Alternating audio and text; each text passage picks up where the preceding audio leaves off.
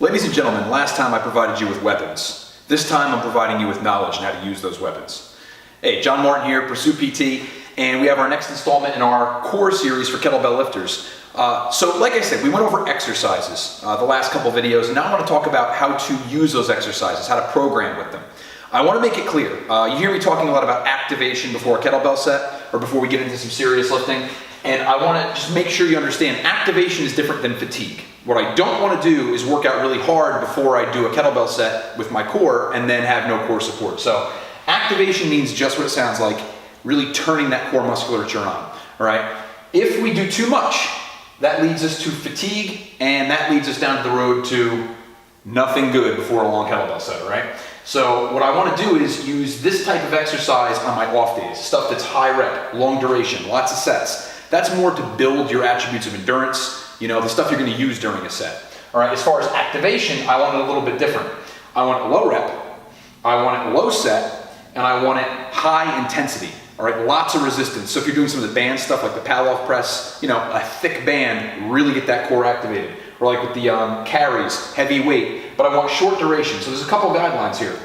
All right, if I'm trying to activate myself, I want high resistance, like I said, repetitions for those paddle-off step outs, for those dead bugs, just 3 to 5 reps, but a lot of resistance, nice holds at the bottoms at the end of the range of motion.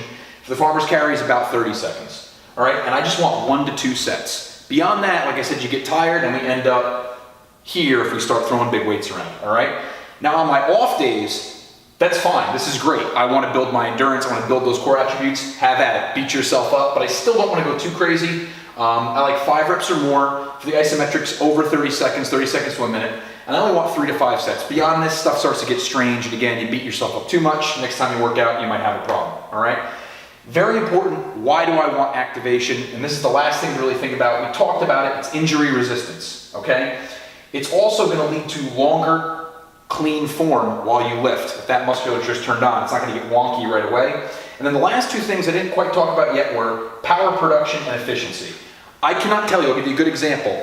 When I do that core activation before I lift, like we'll say I do my jerks, then I do a little bit of the core activation stuff, my snatches, that shit flies.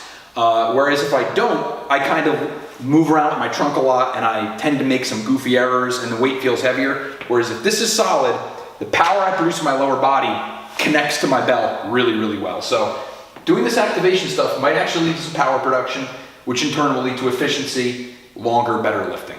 All right?